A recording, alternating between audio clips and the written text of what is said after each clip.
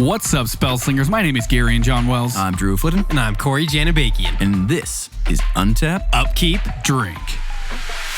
Beer Up.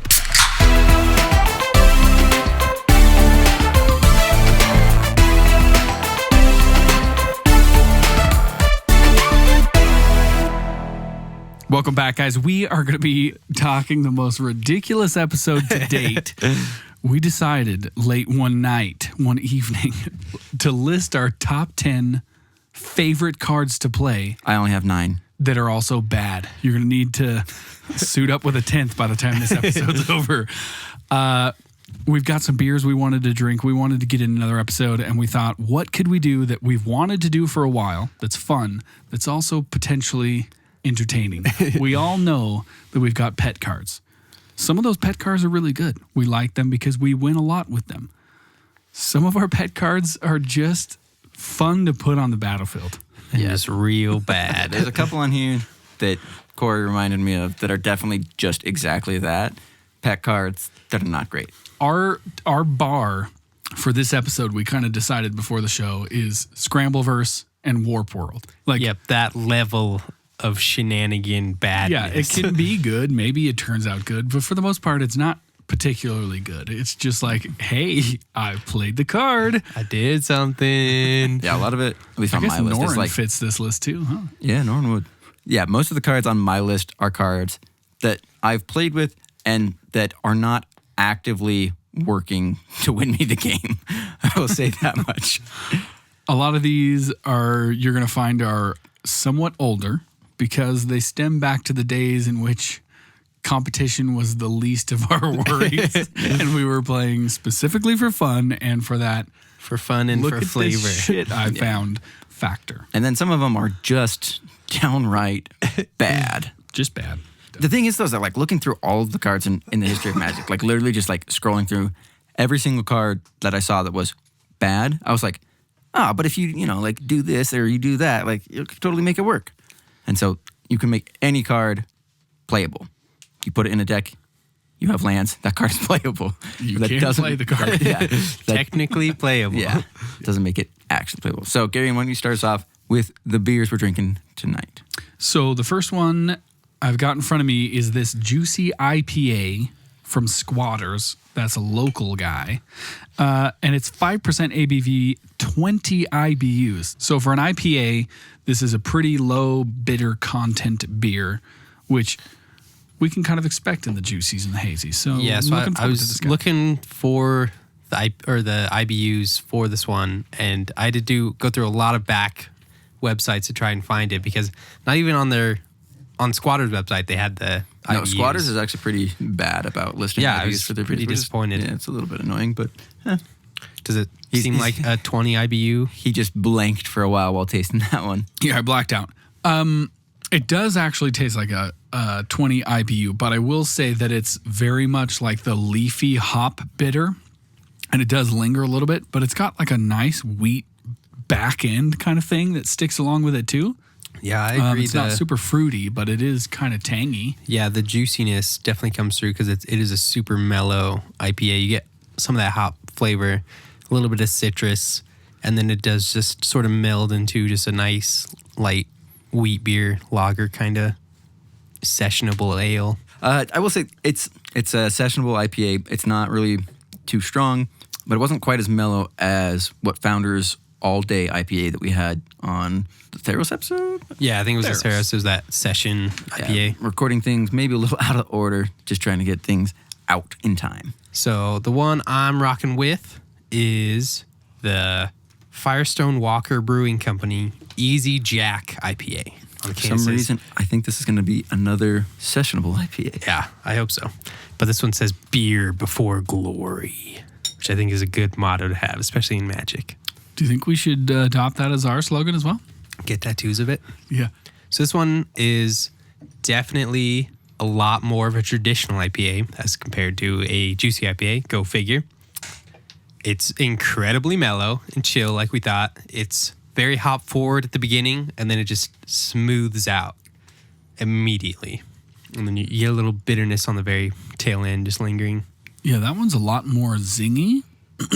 It has a distinctly different mouthfeel, and the front end is all leafy hop. Kind of, the first half second is just sort of the fresh bitter from hops, and then the back end is sort of the oily stick-to-itiveness of the kind of bitters you get. I can't disagree with anything you're saying. But that one has no trace of like the juicy tart kind of it's fruity stuff. It's kind of flat. Yeah, in a way, not referencing carbonation. I was gonna say there's plenty of carbonation. Yeah. It is fresh. Yeah, I think that this one falls on the realm of IPAs that have that kind of like piney juniper kind of like sappy bitterness to it. Yeah, like that resinous. That's what I was talking about. Not oily, but resinous kind of but thing. when you say oily, like the way that it kind of like sticks to your tongue and just kind of like hangs on for a while, kind of is reminiscent of something that is oily. Just kind of like coats and just it's kind of thick, but not like thick at the same time. I don't really know. It's okay. It's another pretty easy drink in IPAs. Yeah. We've had a lot of those lately. And I'm okay with that. I think in Utah especially, they've tried to make sessionable IPAs just for like the common person, especially with like Utah changing their laws with in regards to alcohol, because a 5% IPA is something that can have a lot more flavor. Like trying to dumb down an IPA to 4%, 3.2, whatever, makes for a horrible beer.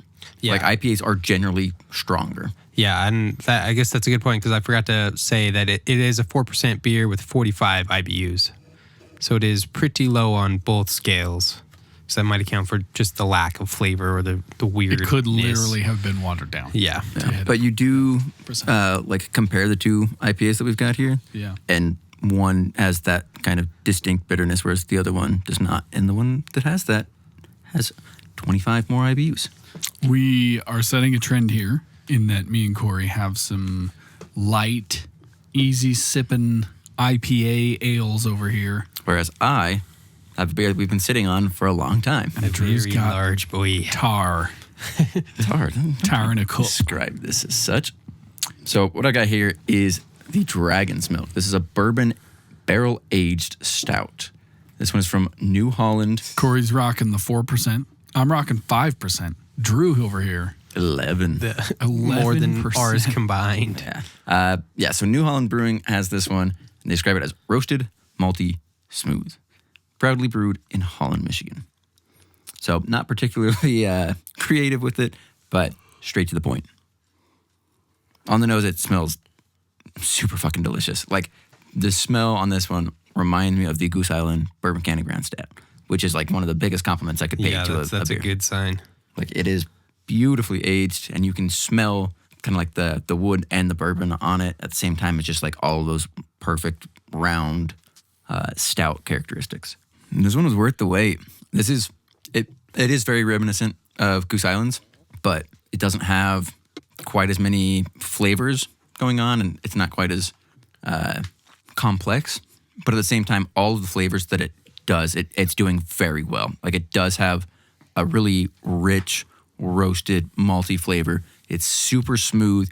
You can barely taste the alcohol, even though it is 11%, and that's incredible.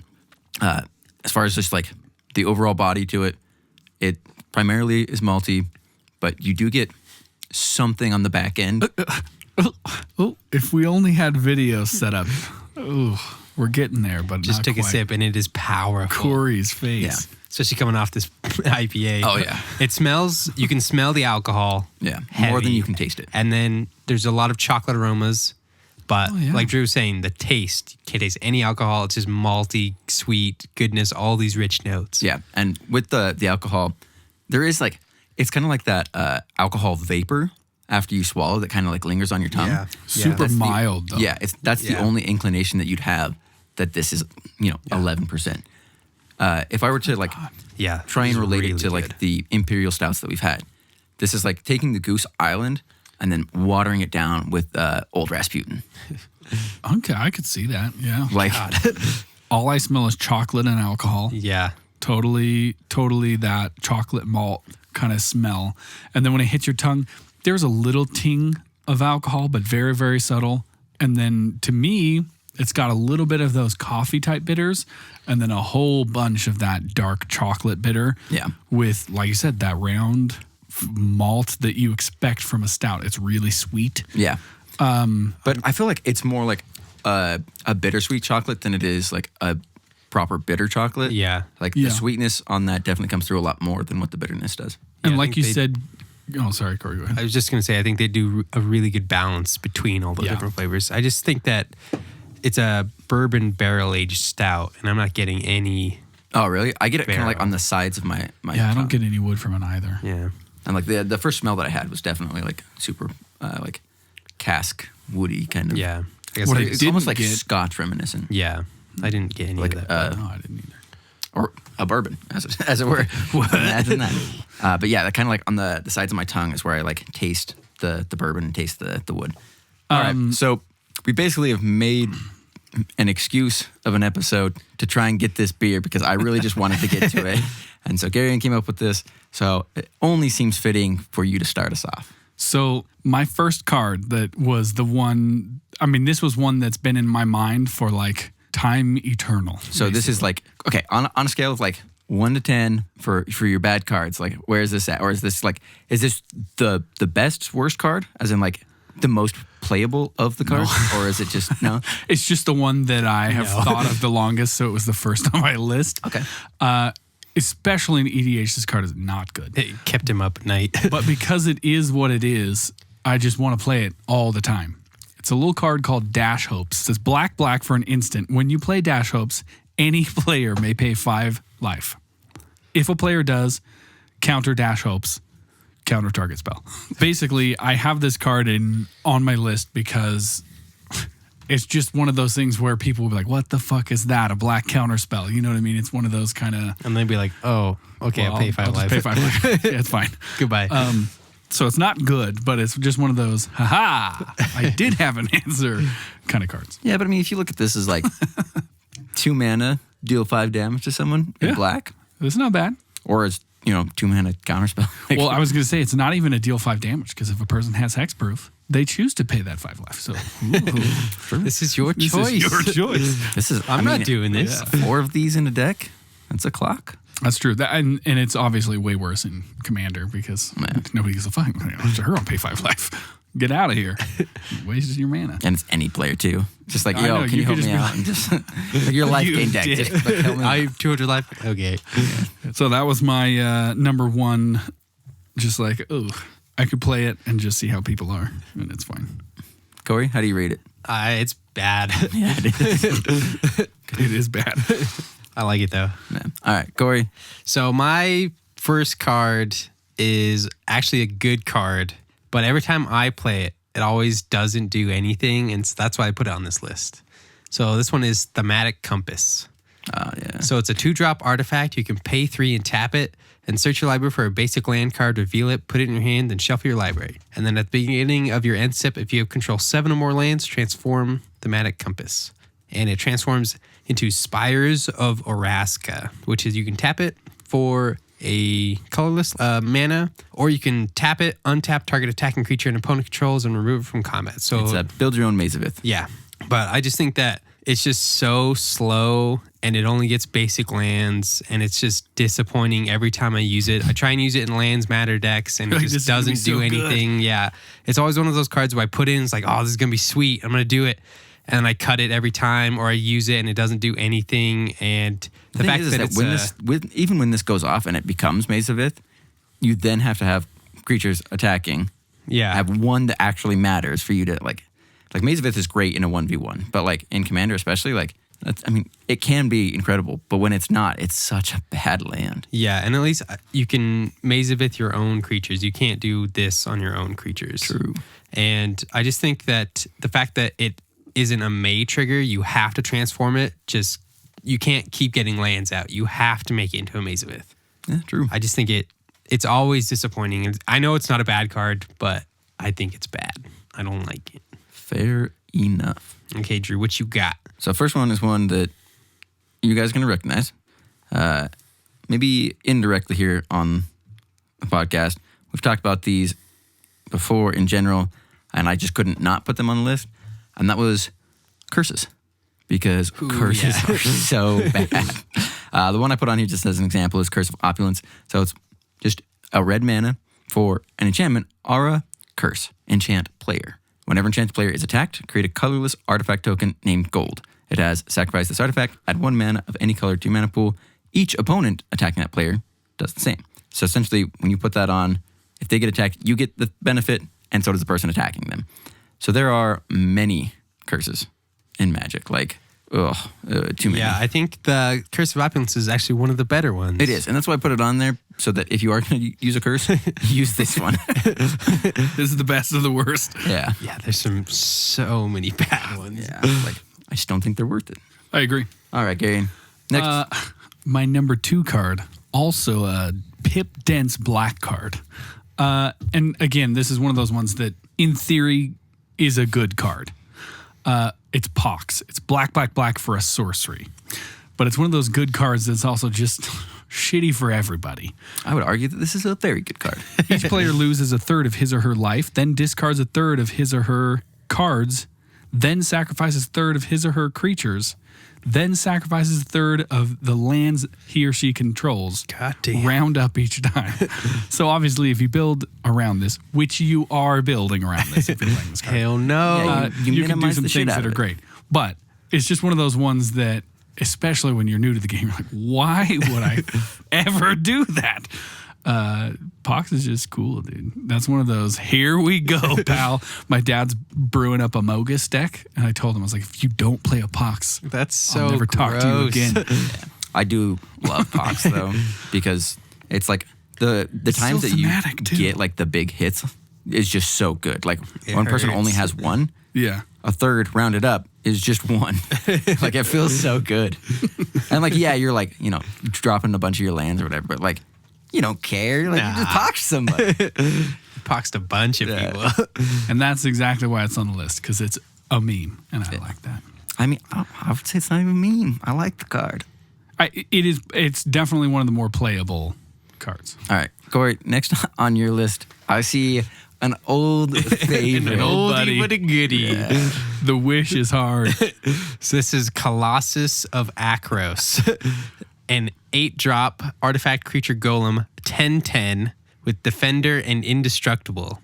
It has Monstrosity 10. So for 10 mana, you can put 10 counters on it. And if it isn't monstrous, it becomes monstrous. And then as long as Colossus of Akros is monstrous, it has Trample and can attack as though it didn't have Defender. So for 18 mana, you get a 20/20 Indestructible Trample guy. And so I used to have a really bad modern deck that was built around walls. This is way before Arcades came out, and you could actually make walls viable in EDH. And you played that. I played with this. our like 6-player multiplayer. Oh, yeah. And And so so- I could reliably Attack get me, boys. Let's go. Yeah, this was a thing that like killed us many times because it was like as soon as it came out, it's just like, well, we can't do anything. Destructible or indestructible, and just giant power and toughness. So it's like nothing was Yeah, blocking. because like, we never played removal. And so I would just sat behind my walls until I got enough mana to get these out and then start making them monstrous and then just start trampling everybody. yeah, I just remember the game that you actually got 2 out, and like you had enough mana to make the first one monstrous, and we were just like, well, GG boys, rip this game, and then you played another one, and everyone's just like, why? Just kill us. Complete set. Yeah, I had Axebane Guardian, which taps to add mana equal to the number of defenders you have, so you can get out of hand real fast. And it's like Wild Blossoms and things like Yeah, just keep it going. value. It was pretty fun, but this card, I don't know. 8 mana 10/10 seems dope. 8 mana 10/10 that doesn't do anything, less dope. 18 mana 20/20 with trample. Where there's and a will, indestructible. there's a way, baby. Yeah. We just got that new Nyx Bloom tender, whatever the fuck that guy is. Tapping for triple the mana. True. Maybe he's viable again. Nope. You'll ever be viable. Nope. Drew, what's your number 2 and a half? I don't know if it's number 2, but I figured I'd kind of keep on theme with cards that you want to be good and you're going to try and play, but they're just not worth it. These are the traps. So these are instants that have... Yo. Yeah, right? Yeah, you've activated my trap card. These are cards that have a specific clause to them that allows you to cast them for a different cost. They're rough. So first one I have here is... This one's so good. is Summoning Trap. So 4 green, instant, trap. If a creature spell you cast this turn was countered by a spell or ability an opponent controlled, you may pay 0 rather than pay Summoning Trap's mana cost. So pay 0 instead of 6. Awesome. And the ability is, look at the top 7 cards of your library. You may put a creature card from among them onto the battlefield, with the rest on the bottom of your library in any order. Hey, they countered that spell that you wanted. You might get something else instead. Maybe. Hey, you get to choose at least, right? Yeah, Assuming there's true. anything worth it. Yeah, this card, I tried but playing. I cast a Hydroid Graces for 6. Yeah, I tried playing, and it was honestly our group just didn't play enough counter spells to matter, and I was just like, I was really like keen. Like as soon as one person tries to counter my shit, just like boom, to bust that out, and they're like trap. Yeah, not so good. The other one on here. This other one. trap card technically could have a high ceiling. Oh, yeah, but, this one. Only I think these are like fringe CEDH playable. Yeah. Other than that, Yeah, this one. This is your bait card for Sean's wizard deck. Like, that's all. You're like, are you ready to go? Can I go now? Because this one I actually had played against me, and then I tried to play it, and it did not go as well. Sat in your hand forever? Yeah. So this one is Mindbreak Trap. It's 2 blue for an instant trap. If an opponent casts 3 or more spells this turn, you may pay 0 rather than pay Mindbreak Trap's mana cost. And the effect on it is exile any number of target spells. So I had this played against me when I was playing my Storm deck on Mitgo, and it felt super bad because I just got into the habit of like not trying to let my spells resolve, and then just like playing a bunch of them, and then playing, the big Storm card, because usually doesn't care about anything besides just playing the cards. And so it's like, if you can chain enough cards, you let the ones that give you mana resolve, and then you just play the rest of them. And then anything that you need to actually resolve is fine. You let it resolve, you draw cards, whatever. And so I had way too many cards on the stack. Played, I think it was probably Grape Shot, and it was just like, awesome, I win. And then they played this, and I was like, who the fuck plays this card? Why is this in your deck? I was so mad. I was just like, what the fuck? Because like game 1 was just like steamrolled. Like I just absolutely just went off on like turn 2 or 3, something like that, and just did the Storm thing, right? You're like, I've got a sideboard for you. Somebody had a sideboard for fucking Storm. And Dude, that's why this card is so cool, I think, because it's exactly that. 9 times out of 10, it's just this dead card. You're like, why did I do this? But then somebody's like baiting you, and you're like, oh, that's 2.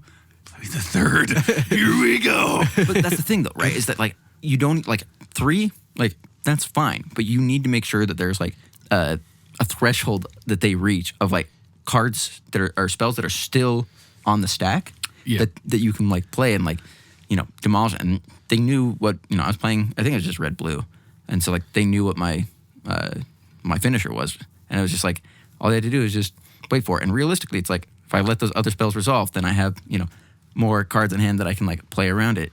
And nope, just like it's just like I win. Activated his trap card. It's like it was great, and then it was not. So my 3rd card, I'm gonna stop with the Pip dense black cards. No, you ain't. After this one, it's called Gate to Phyrexia, and it's a black for an enchantment. And it's so fucking dumb.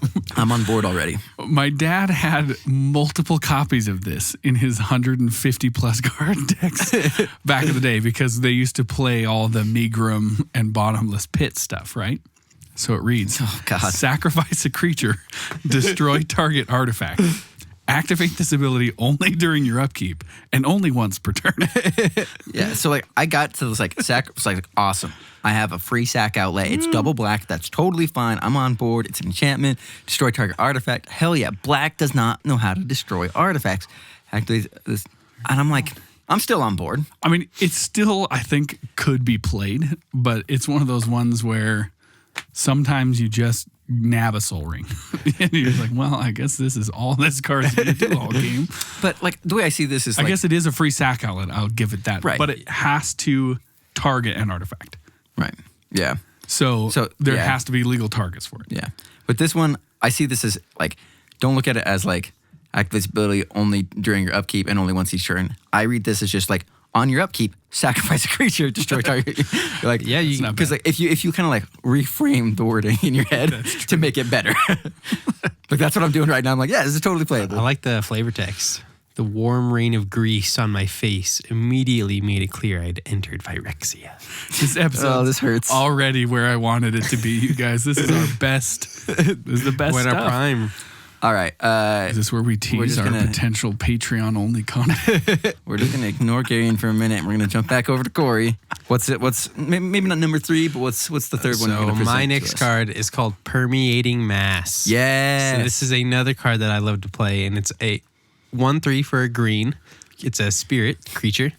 Whenever Permeating Mass deals combat damage to a creature, that creature becomes a copy of Permeating Mass.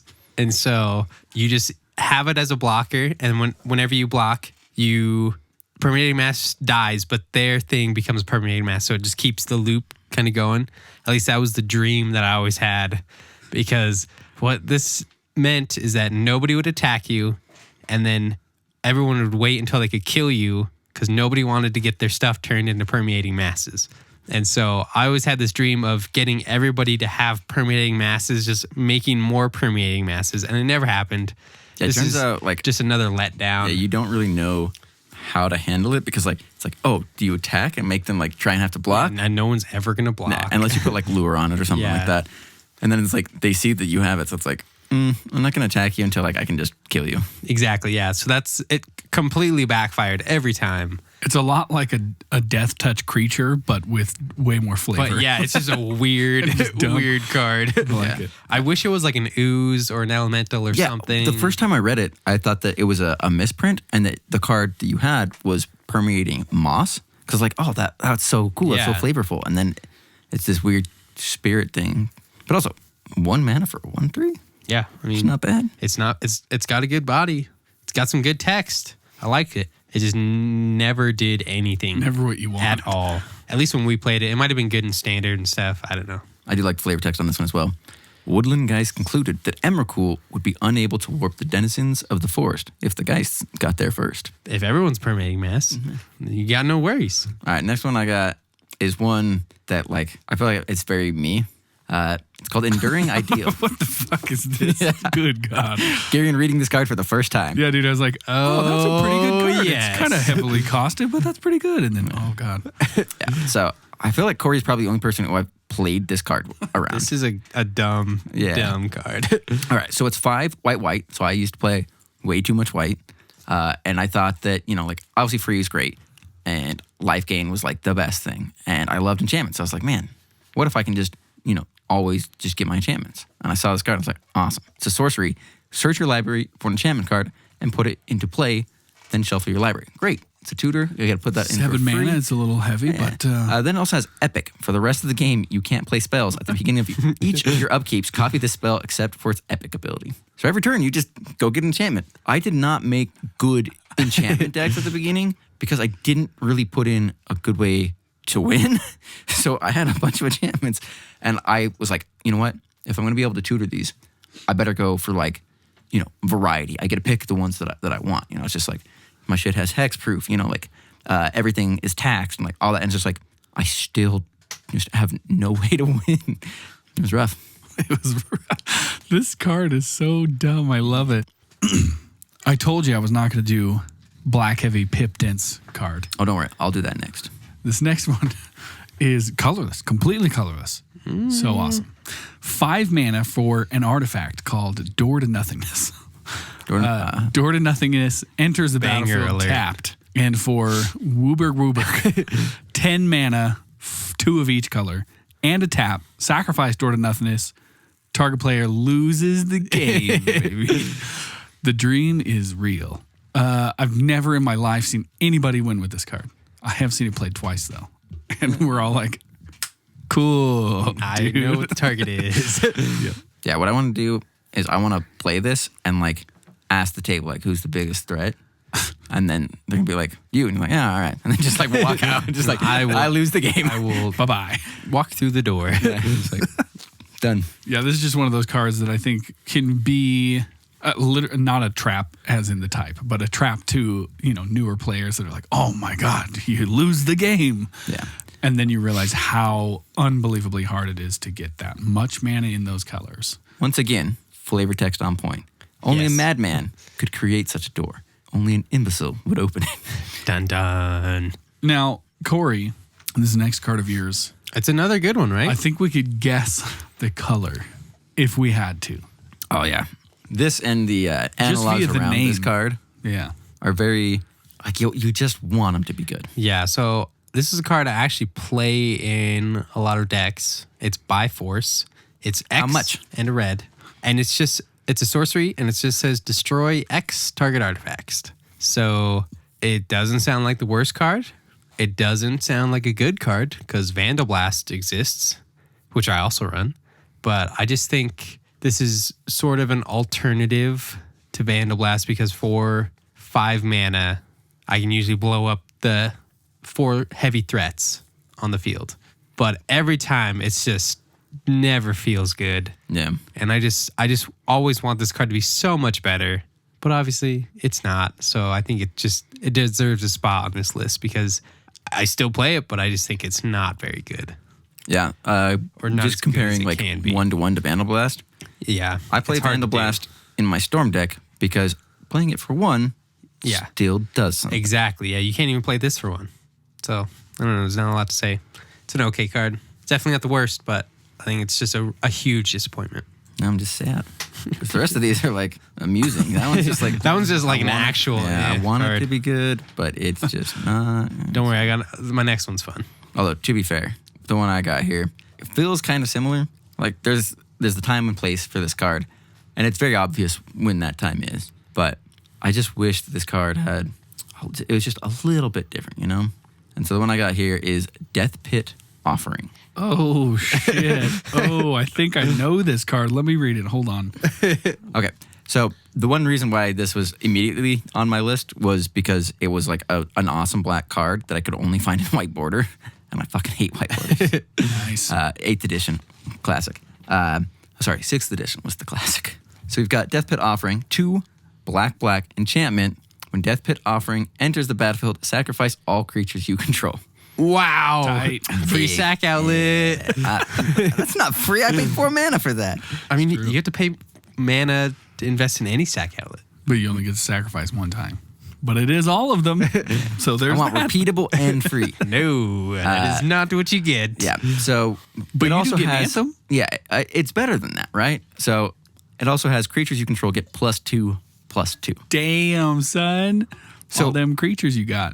Yeah. To be fair, getting +2/+2 on a single enchantment is kind of a big deal. That's good. It's a shame that you sacrifice all your creatures. You got to get rid of your board and then rebuild it. Or just hope not to play any creatures until after you've played. Which is the strategy, right? Like Right. that's the plan. But it's like, oh, fuck, I gotta put creatures down or I'm gonna die. Sometimes you don't want to wait till turn 4 to have a creature. Yeah, this was one that like I really, really, really wanted to put in Daxos, and like I probably have multiple copies from just like buying from shops. But like I'm gonna do it, and then it's like, right. The problem with Daxos is that if Daxos dies, the whole strategy falls apart, and this makes me sacrifice him, even if he's protected. You need. Bummer. What's the angel? No, the new card from the new commander set, the split second one that switches the ownership of target spell and target creature. Oh yeah, And just, like, sudden. Sudden substitution. Yeah. And just like do some weird shenanigans with this card. That's the kind of moves you got to make these cards good. If you guys don't mind, Money moves. based on that idea, I'd like to just jump forward with my next one. Let's do it. So my next It's one not on the list here. is a combination. Combo. Again, I'm kind of cheating here with top 10 by putting in multiples, but you'll understand when I got them in here. So this is one that I've actually talked about on the podcast. This is Hell yeah. Harmless Here we Offering. go. So Harmless Offering is 2 and a red. Target opponent gains control of target permanent you control. What a nice sorcery. It is so kind. But really, what we want to talk about is Demonic Pact. Demonic Pact is a 2 black enchantment. At the beginning of your upkeep, choose one that hasn't been chosen yet. Demonic Pact deals 4 damage to target creature or player, and you gain 4 life. That's right. Not bad. Hell yeah. Target opponent discards 2 cards. Hell yeah. Great. Draw 2 cards. The best one yet. Fuck yeah. You lose the game. Oh, no. So this card, people see the build around and think, myself included, oh shit, we about to whoop some ass. This is the coolest. I've never, ever seen anybody win with these. And there are so many good builds. Go online, look on YouTube, and type in the Demonic Pact decks that try to do this. They kill themselves so often. Oh, it's so, high risk, high reward. yeah. I believe that because it was in Origins, because it was in Eldritch Moon, it was together for like just a split second in Standard. I tried to play this in Modern. Turns out 1, it's really, really slow. 2, there's this color. It's called Blue. I don't know if either of you heard of it. It's kind of an elite tier. Like the Boogeyman. You got to like step up to that. They have this thing called counterspells. Again, you wouldn't have heard of it. I play red. And Yeah. No, you got some. Yeah, it turns out if they counter Harmless Offering, well, there's only 1 mode left on Demonic Pact. Which is the move. You use 3 modes and give it away. You deal damage, draw some cards, do some cool stuff, and then you give it away. Yeah. And it's super Or obvious. sacrifice it. That's when you activate the trap card and exile the counterspell. Yeah. Also blue. Oh, shit. Yeah. Well, that's when you, what is it? Dash their hopes. Yeah, baby. Get them And to then pay they life, just but pay then 5 you life. still lose. Yeah. Yeah. Yeah, I don't think I've ever won with it, but like I've played both cards in the same like game many times. Yeah. It's rough. All right, moving on to my 5th and final Oh, card. I figured we were just gonna go reverse order now. Oh, let's do it. What's your 5? Yours isn't on the list either. Oh, Cory, no. When you get that kind of reaction, you're on a good track for this episode. I told you my next one was going to be a fun one. So this card's also good, but it's good for everyone in a you might lose the game because of it way. So it is Mass Hysteria. It's 1 red for an enchantment. All creatures have haste. Oh, That's it. It's just everybody's, let's go. It's go time. Everybody's making money moves, doing crazy stuff. Everyone's playing red now. Turns out, though, when you have your underpowered, super excitable red cards going up against them fat 6/6/8/8 green cards, this is spooky. Yeah. Green, blue, black, white. There's a reason they Angels. give haste to powered down creatures and not these super awesome creatures because it would make them broken. And so when you add haste onto everything, it just spices everybody up. I do like it, though. Oh, yeah. I play this in my Cranko 100% deck flavor. just so you can have a hasty That's Cranko. true. Yeah. But Because it's a lot good. of the hope is that you kill everybody before they They're can playing out good haste stuff. you. Yeah. Well, in Cranko, you have a good chance of doing Yeah. And so I think it's just high risk, high reward. I don't know if it's a bad card, but I think it backfires a lot of the time. Certainly fits the list here. Yeah. My 5th card on the list is an enchantment. It's called Aether Rift. It's 1 red green. At the beginning of your upkeep, discard a card at random from your hand. Love that. If you discard a creature card this way, put that card into play. Unless a player pays 5 life. It's not particularly bad, because certainly you could have some good plays with this card. It could also just be a forced discard outlet in Gruul, which is not really where I want Is to be. exactly what Gruul wants. This is one of those ones that, first of all, I like playing specifically because of the border. When I am checking out my parents' I can't even call them modern decks. I don't know what they were. They were just gigantoid decks. They were OG vintage. OG bro. vintage I believe decks. the correct term, the politically correct term, Jank. is kitchen table garbage. Kitchen table garbage. But there's just so many of these ugly, nasty, what they used to use for like The gold legendary border the cards? gold, green, Yeah, they're nasty. awesome. Yeah, they're just so cool. That's why I like playing them. Yeah. It's not a particularly bad card, but it's not really a good card in most circumstances. Play Rootwalla. Or what, Yep. Basking Rootwalla? Yeah, Basking Root Wallet. Yeah, F you, OP. man. Yeah, it's got Madness of 0, so. I like the art. It's like a, The art a is frog and then a goat in a thunderstorm on fire. It's a Minotaur. Or a dude with a goat mask. It's like Zedru. Well, I feel like that's a good start here. We're halfway through. Whoa! One, yeah, I did. Let's get back and review the back half. with these beers? Have they changed? Have they developed more? What are you feeling, Garion? The back 9. The backwash. Ooh. I don't think it's changed a whole lot. It does still have that very, very without being cheap, juicy kind of texture to it. It feels like it's got some citrus. It looks a little hazy. This is the Squatter's Juicy IPA. Local brewery. I'm a fan of this one. Honestly, this one, especially real cold, scratches that kind of like fresh itch that you probably want from an IPA if you're that kind of person, like the cleansing itch without it being extremely bitter, without it lasting a long time. And it's just fruity and... I appreciate this way more after it's been like sitting and warmed up a bit, because this is significantly better. The flavors really come out a lot more. It is more juicy, that flavor, fruity kind of profile that you get off of those hops. Tart in a way.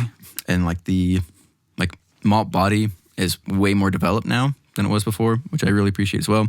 The smells about the same, but it's still nice. And having like that stark comparison versus the beer that I'm drinking was... Yeah, I think this, after it's been sitting and developed, I think it rises to the level of Squatter's other IPAs and their double IPAs, because those are really, really well-developed IPAs. And so this one, I think, like you guys are saying, it hits the marks that you expect and what you want in a juicy/hazy IPA. And not in a predictable, generic way. It's just solid and really good. Yeah, correct. A+. Very nice. Okay, so I had A+. the Easy Jack IPA. IPA+, motherfucker. This one... You ain't gotta be so aggressive. Shit. I think God this damn. one has gotten... It's about the same as it was. I think the Squatter's IPA developed a lot more than this one did as it sat. I think this one stayed about the level of IPA that it was, for better or for worse. I think it's a solid IPA, but it's not doing anything too crazy. It's really sessionable, easy to drink, mild hoppiness, but... I think that's kind of where that one is at. It's not like middle of the road per se, but it's not impressive in any way. Yeah, it's okay.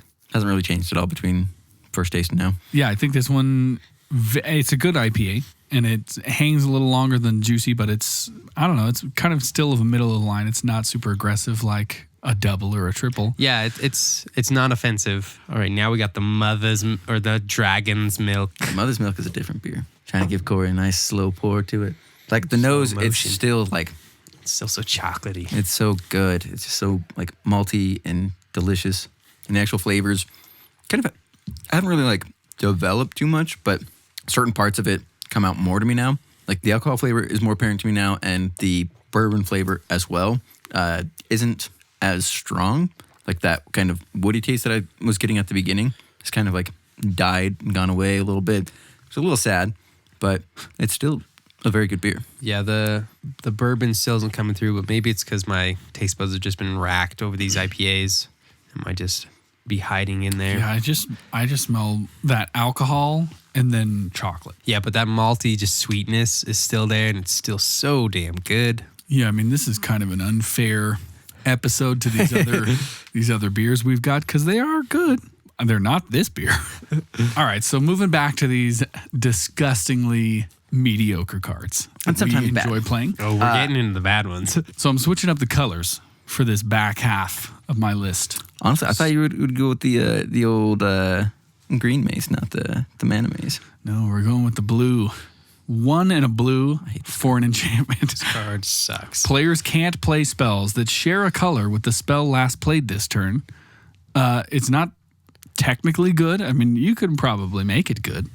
But it's just one of those dumb lock me down cards that you just play in those ugly. I mean, it's in my Augustine deck. You know what I mean? Like, it's just gross. I thought we agreed that you were not making that deck. We did not agree to that. In fact, it was gifted to me for Christmas.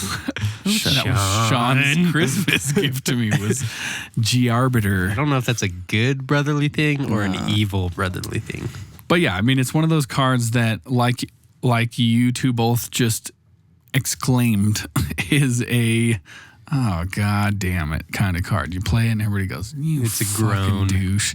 Yeah, and I like it. Yeah, it's very much like the Eidolon of Rhetoric, Rule of Law. Basically, if you're a monocolored deck, you get to play one spell each of your turns. The art's sick. Oh, is this a Rebecca Gay? Yeah. Oh, for sure. So my card, another card that I play, and spoiler alert, it's a red card.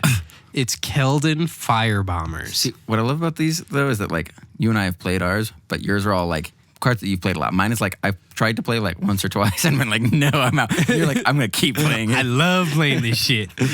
So it's 3 and a red, or 3 red for a 3/3 creature soldier. Okay, 5 mana for a 3/3. No worries. Pretty good rate for red. When Keldon Firebomber comes into play, each player sacrifices all lands he or she controls except for 3. Sweet. So you play this with a lot of mana rocks and or the rituals or something like that? Yeah, so I play this in my Ilharg deck where you can, the whole point of it is to cheat stuff out. And so once you get Ilharg, you don't really need lands. And so Lands are for chumps. I make everyone go down to 3 so that they don't have as much advantage on me because I can only cheat one thing into play and stuff like that. But the problem is the people don't like sacrificing their lands. Truth. And so everyone comes after you. This is just like playing any land destruction. Everyone hates it. Everyone will come after you. I still play it. It's bad, but I still like it Honestly, I'm just glad that this is the only land destruction we have on this list. so far. But I think this would be a lot better in like an artifact based deck and stuff like that. If I'm going to make an enemy And I get with a one 3/3. person, not with the whole table. See, that's why you're doing it wrong. If you can't take on the whole table, your deck isn't good. I disagree. It's so red of you. All right. So the real one on my list is a land that I don't know why I know why I want to play it, and it's because it makes tokens, specifically soldier tokens. Hey. So back when we had our jank modern decks, there was a deck that I loved to play, and it was an upgraded version of the dual decks that had Elspeth in it. So Elspeth, obviously, one of my favorite characters, Magic. The deck was, a bunch of tokens, just a bunch of jank soldiers, and it was fine. And then I upgraded it and actually became one of the better decks in our playgroup just because it was just so perfectly synergistic. It was fast. Yeah, everything in it cared about soldiers and what was going on. So it just always was good. Like even when you had a bad hand, like you could still go off with it.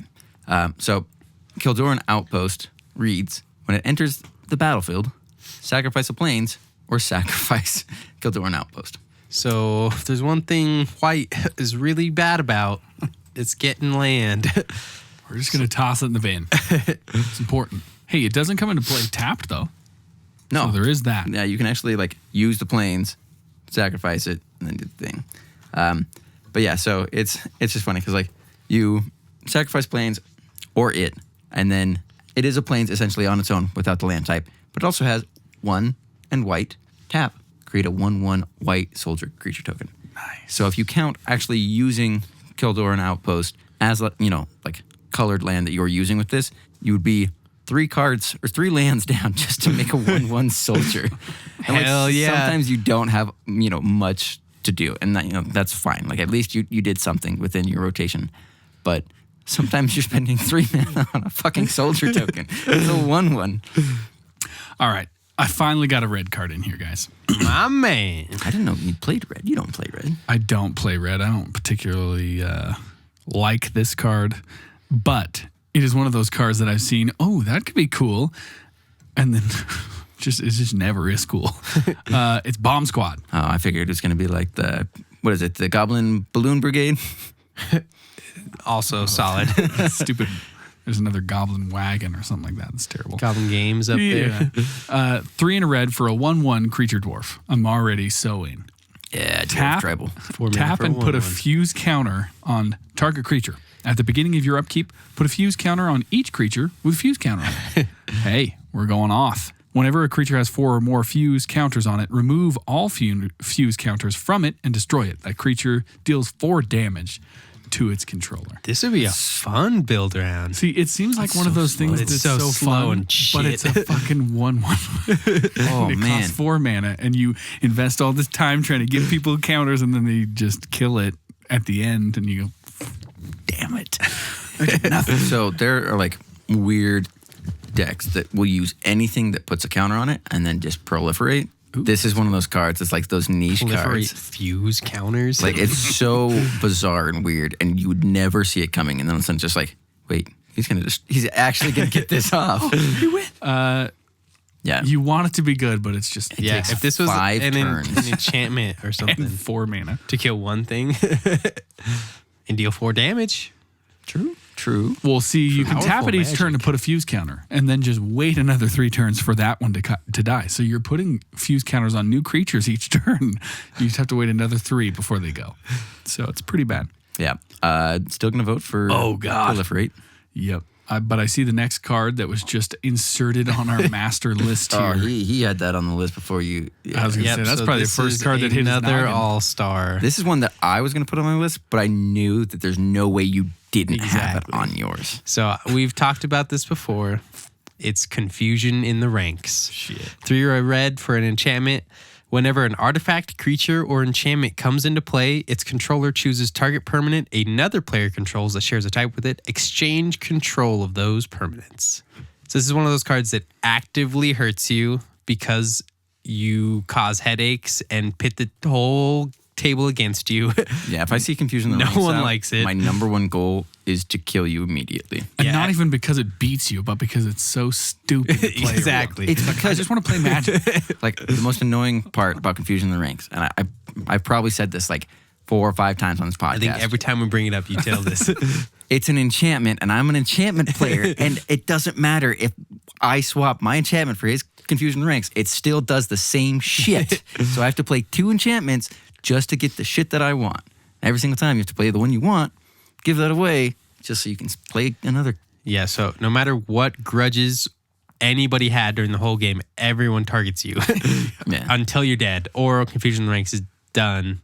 And then they'll target you with all the random stuff that they have and they acquired and stole from other people. Yeah, you could have like thrown caltrops on the stairs as I was going up them, and then somebody plays confusion in ranks, and it's like, yo, you and me are good. Let's kill this guy.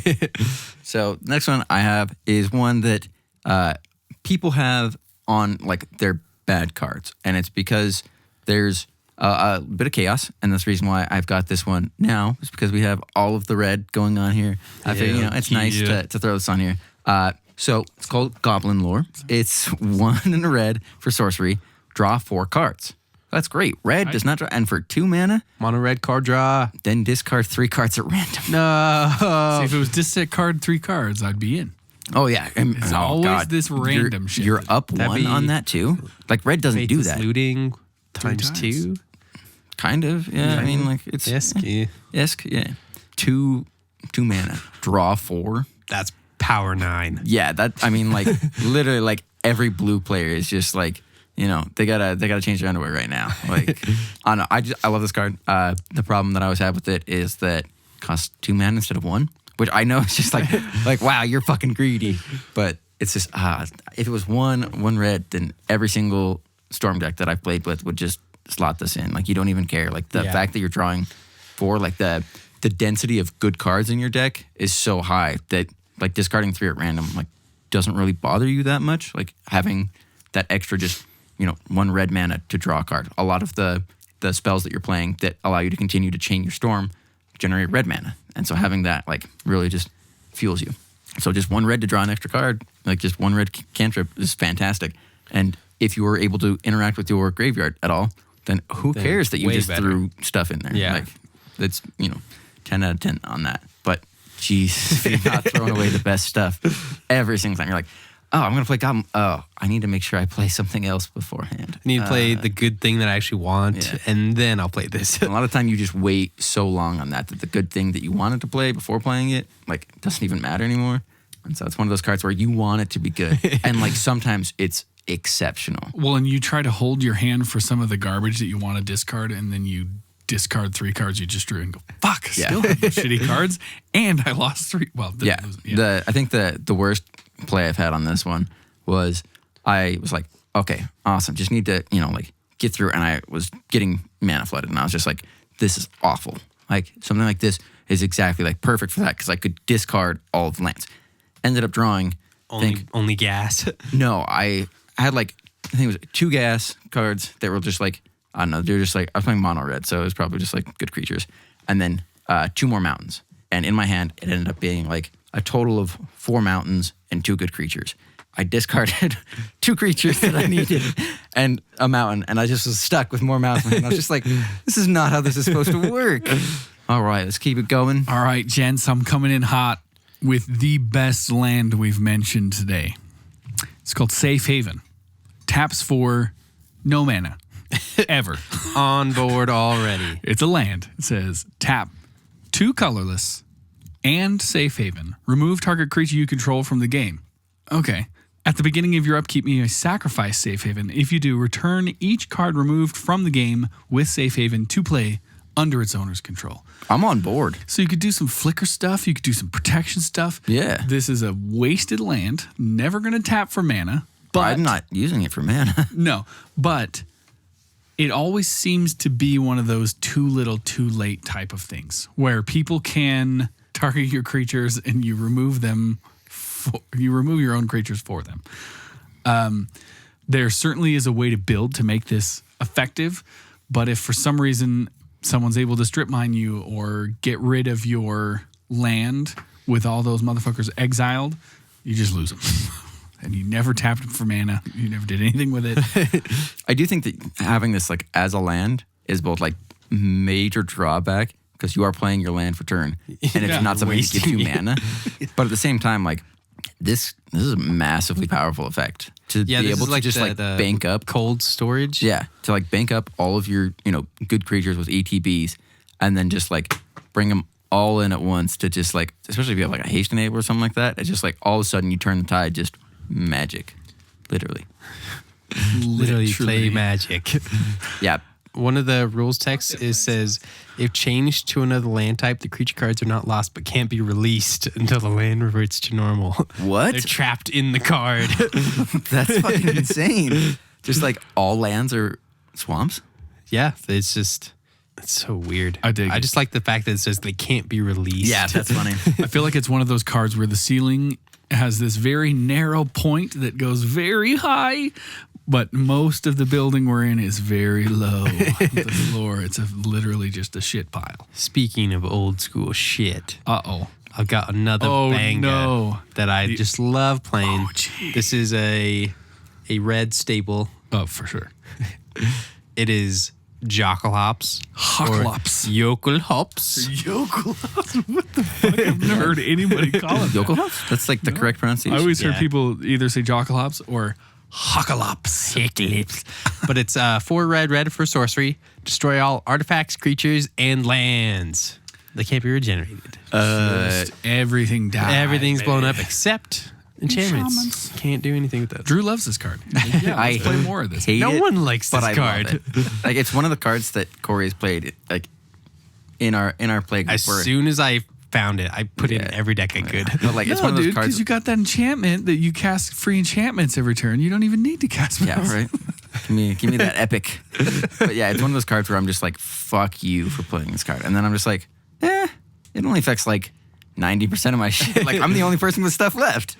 Yeah, this is usually the Hail Mary, where I can't win and I'm going to lose.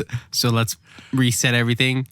But at the same time, it's another one of those cards where everyone hates you and is miserable after it.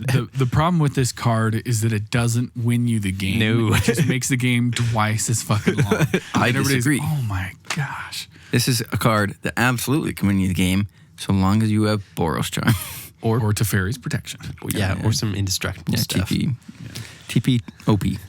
But even still, it's just one of those ones that people don't like. No. And it doesn't necessarily win you the game. It makes games go long. It's especially worse when people play it on turn 6. Yeah. And where everyone's still building the boards, doing some awesome stuff, and then it's like, no. We're going back to the Stone Ages. To be fair, I much rather that significantly more than like later game, like as you're saying, like just like, well, I can't win, but I sure as hell don't want to lose, so I'm just doing this. Because like on turn 6, you only spend like 15, 20 minutes. Everybody's just kind of like slow progressing their game state, and we gotta do something there. And it's like, all right, I guess that's 15, 20 minutes wasted rather than like Garion saying like, Had like an hour or 2 hours into a game, and they're just like, back to square one. This next one, literally It's just nothing. nothing. All right, so one with nothing is for 1 black mana. Powerful. Just single Instant speed. swamp and instant speed. Discard your hand. Whoa. Damn, son. Banger alert. So I like the art. He's got a little like Balls of yarn. volleyballs just hanging around.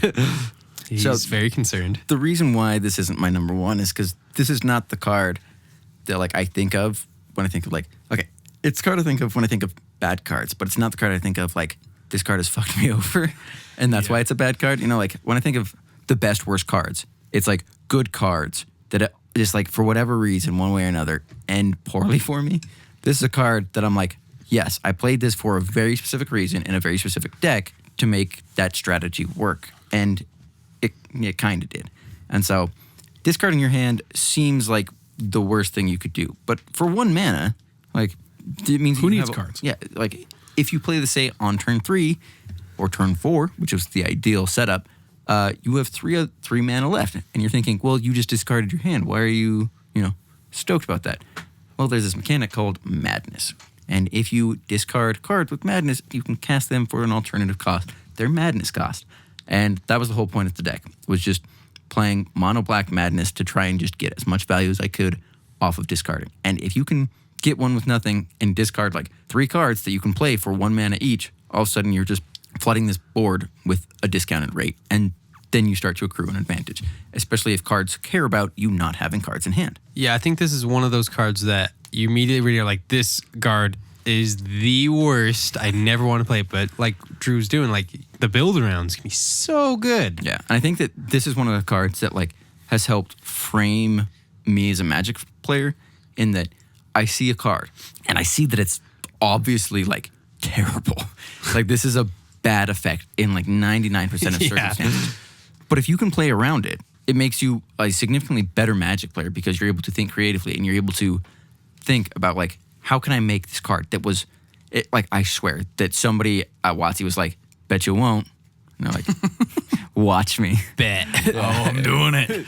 And like, it's a card that you have to have play around. And all of a sudden, like you think of the most recent set here, we've got Theros, where we have cards that want to be in your graveyard, that care about other cards in your graveyard with the escape mechanic, right? And like, imagine this on turn 1. You have 7 cards.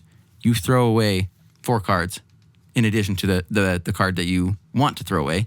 And then next turn, you play another land, and all of a sudden you're escaping with a giant 6/6 on turn 2. Could be cool. Could be cool. Never work.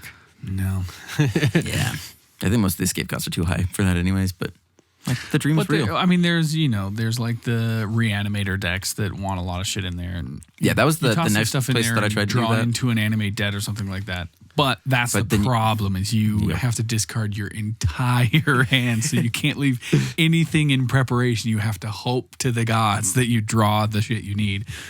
But it's still so metal, dude. Fuck it. Yeah. Put that in your deck. Stare your opponent in the face. One with nothing. Yeah, honestly, turn 1 with nothing is like, I only did it once, and it was because It's I power move. Yeah, I didn't realize. That's a psychological thriller. Yeah, seriously. What the fuck is this guy doing? I scoop. Yeah, like I only did it once on MTGO, and it was like me being like super stoked, like holy shit, I have the whole setup in my hand. And I was like, swamp, 1 with nothing. Fuck. I was just like, I just discarded everything. Like, no. And like Too soon. I didn't like pass priority, so it looked like I was like still planning on doing something, and my opponent was just like, it's just R space U space Cirrus, and I was just like trying to like figure out like how do I respond. I was like, oh yeah, and I just like let it resolve. The guy just like waited, and like his clock was going down, and it wasn't like 3 minutes like him trying to figure out what the fuck I was doing, or just like telling everyone he knows like, look what this guy did, this guy's an idiot. I lost that game so hard. You don't say. You did not play that game. No, really though. But like it was one that was just like, fuck. I just like, because I was Just get so excited. Yeah. I know a literally guy did the Garion who thing. did some of those things. You get excited. It's a thing You your deck sacrifice can all do. your lands. Like, and fuck yeah, let's go, discard baby. your whole hand. Yeah, it was. Oh man, it was like one of the highlights of my Magic career so far. And it's like the dumbest thing I've done. The highlight. I mean, it's definitely on the highlight reel. Like, can you imagine that? Just like going through all of the things you've done. I wish like, you'd recorded it. super like cool shit. And then it's just like, and then he turned one with nothing. It's like, nice. Like, imagine if I had like basking root wall or something like that. And just like 4 of those in your hand, you won with nothing. All of a sudden you have 4 1-1s that you're beating down with. That's not bad. That's a clock. You got to draw 4 root walls in your opening hand, and a swamp, and a 1 with nothing. I like your style. I mean, This yeah, next, if we're dreaming, we're gonna dream big. yeah, this next card is very similar in that it's just a mind fuck, absolutely worthless card. This card is so Mudhole. dumb. Oh, dude, Mudhole's dope. 2 and a red for an instant. Target player removes all land cards in his or her graveyard from the game. No one cares. It's just one of those ones where you play. I mean, I'm sure there was a reason. There was something that was going on that people liked. But it's one of those ones you play on someone and they just wonder why? What are you doing? It's not even a creature that has this on him. It's just an instant. Yeah, there's a creature disappears. like on the artwork. And the artwork, I do actually really like the artwork. The art is cool. He kind of looks like a dwarven gray merchant of Asphodel. You know what I mean? Like Just just creeping around. creeping around. That's why I like this card, because it's just like you look at it and go, I have no idea what is happening. Yeah. Such All right, Cory. We've talked about him before. We'll talk about him again, I'm sure. Figured this guy would make the list. So cute. I almost put him as number 1, but my number one's a banger. But this guy is also one of my favorite Magic cards of all time. It's Norin the Wary, red mana for a 2/1 legendary creature, human warrior. Shit. When a player plays a spell or a creature attacks, remove Norin the Wary from the game. Return it to play under its owner's control at end of turn. So you play a 2/1 for 1. Nice, 2/1. And then it can't attack, can't block. Technically, it can attack. It can't attack. It will never do damage. It will always remove itself. What are you talking about? It comes back in with Perforos. That's damage. It will never do damage on its own. But like we were saying, a lot of these cards, there's some janky, weird build arounds you can do. And so this guy's only ETBs, but on his own, he's just doesn't do anything. He's evasive, but it doesn't do anything. Like, he doesn't do anything when he comes back. So getting rid of him literally is just a waste. This card is so flavorful, though. He's Norin the Wary, scared of everything, and his flavor text is, I have a bad feeling about this. The slightest threat. Anything that happens, fucking him out. He's gone. Whoa. That guy has 2 mana in his mana pool. I really like this one. I He's so love dumb. Norin. And yet he's still labeled as a human warrior. He's Is he fierce. really? Yeah. Fuck, I didn't know that.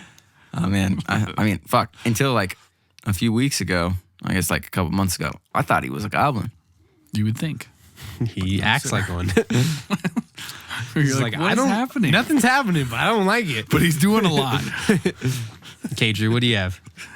My next one, my last 2 both have this kind of like memory, like nostalgia kind of feel to them. Love this card. First one is Chain to the Rocks. So for 1 white mana, you get enchantment or a enchant mountain you control. So not only do you need white mana, but you gotta have a mountain as well. Not just a red source. His specific mountain. A mountain. In play. Right. And so that could be a dual land, which is great. When Chain to the Rocks enters the battlefield, exile target creature an opponent controls until Chain to the Rocks leaves the battlefield. So enchantment destruction is pretty rare, let's be honest. So this is basically like, Path to Exile or Swords to Plowshares. That's sorcery speed and doesn't Can never be on turn 1. I mean, it can.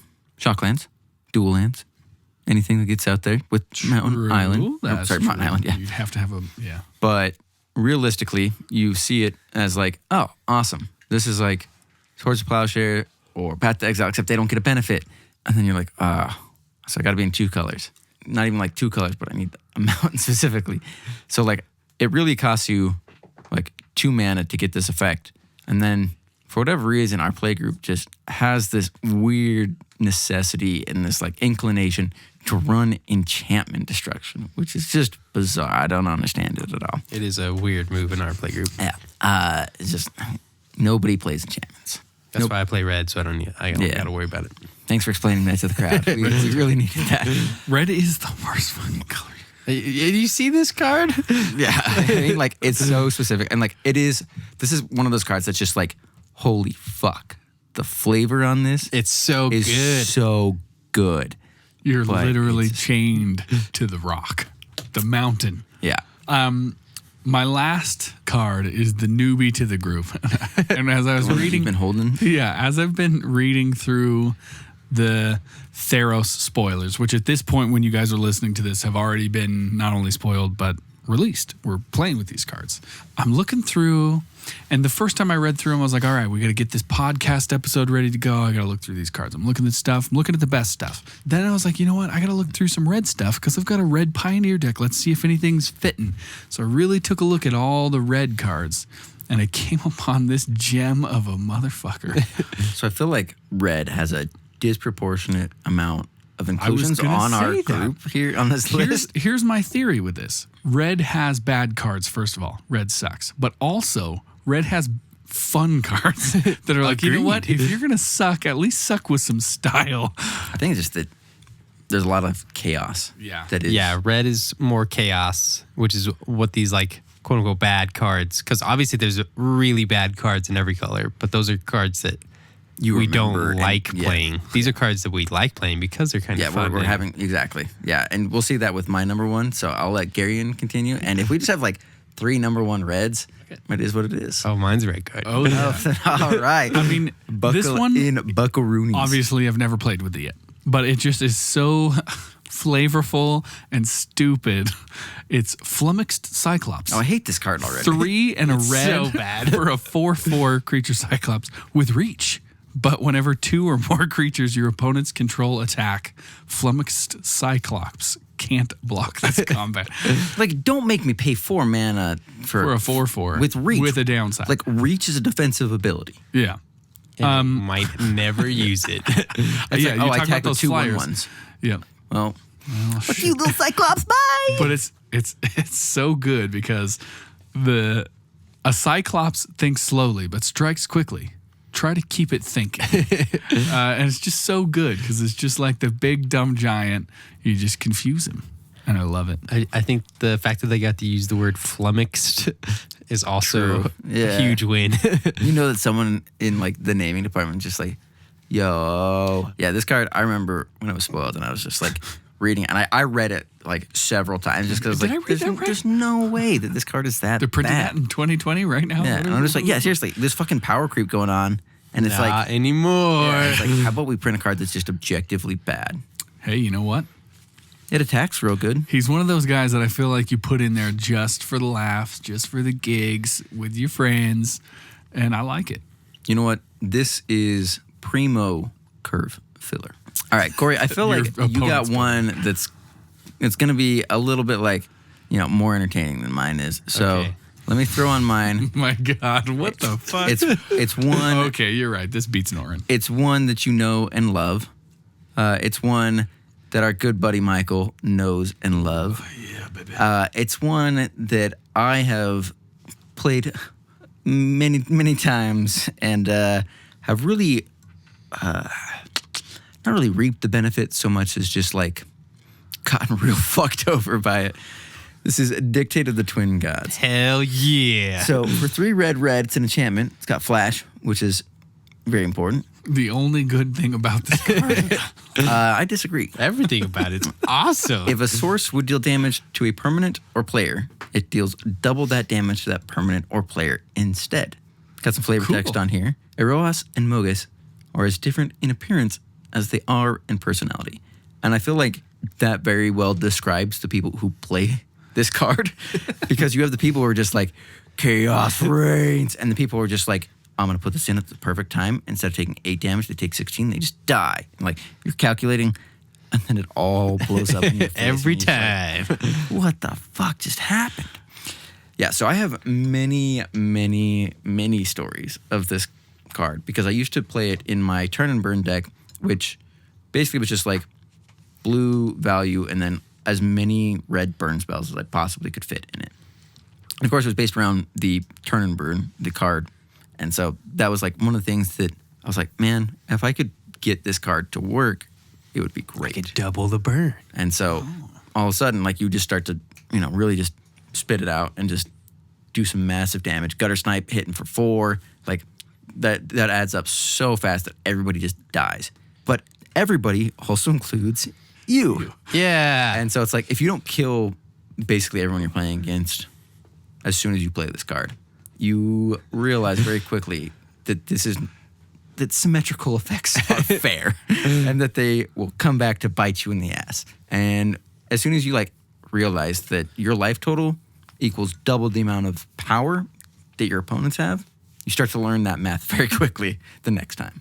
And we have a decent story with our buddy Michael, who had this double damage deck. And I think we've told this story before. I think so. But it's still just like a classic. It is the most Michael. Yeah. And so he had this card out, and everyone was like super scared. Like it was like intense. It was like everyone just like knows they're about to die. And Michael, I don't know if he played what exactly he played, but I think he played Earthquake or one of those like that. Deals damage or like burn spells that deals damage to everybody, including Michael. Yeah. And so he did enough damage not to kill everybody, but to just kill himself. Just he was 1 mana short. And like he could have Was he just trying to kill everybody all at once? Yeah, he was trying to draw it out and just blow the whole board up. And the only person he killed was himself. Yeah, it was great. It was just like, and he's like, oh shit. But it was one of those things where like I've been playing it for a while, and Michael, I assumed that Michael had seen me playing with him. It was just like, but what if? It was just like, what if we keep it up a notch? Yeah, what if is correct, because this is why. Speaking of turning it to 11, or should I say turning it to 1? My next card is a card that I've always wanted to play with, and I've only gotten to a few times because it's banned or unplayable in everything. There's a reason. It is Worldfire. I think this is like the epitome of best worst card. Yeah. So it is 6 red, 9 mana for a sorcery. Exile all permanents. Exile all cards from all hands and graveyards. Each player's life total becomes 1. That's it. That's it.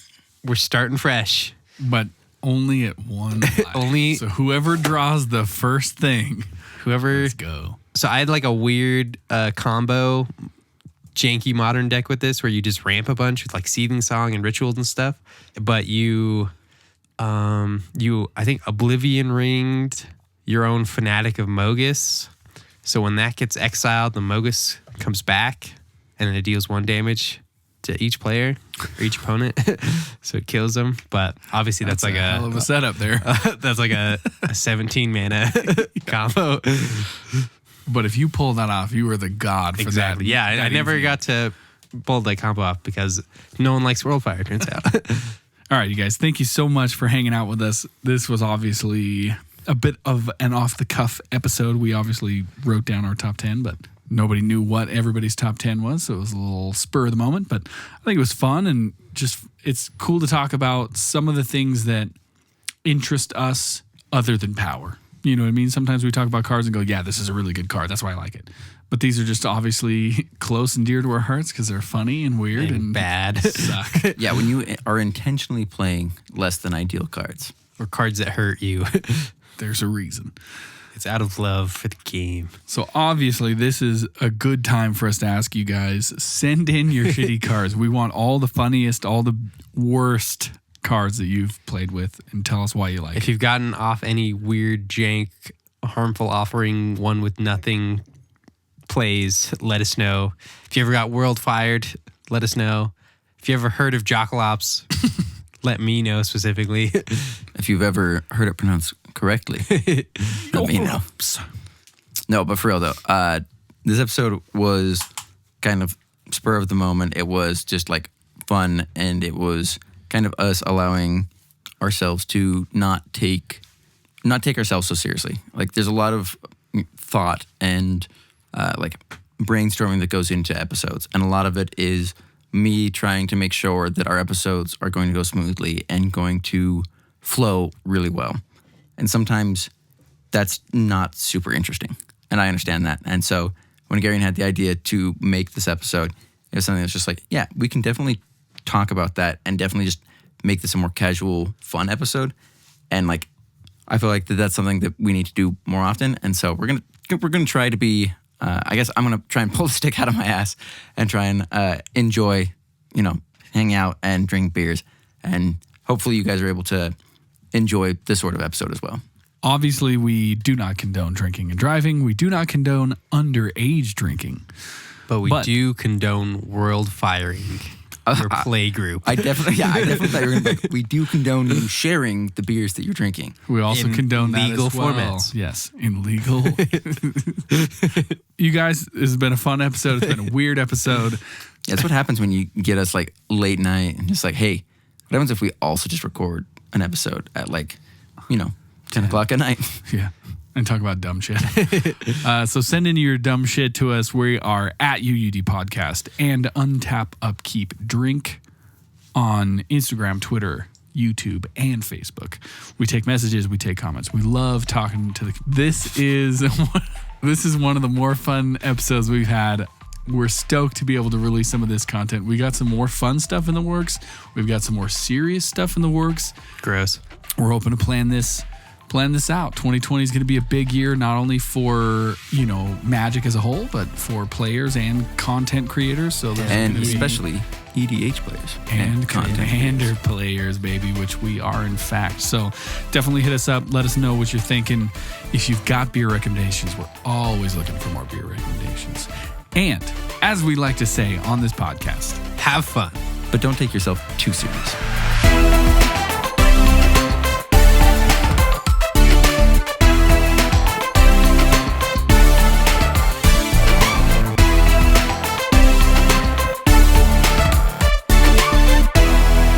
This fucking theme song is a banger.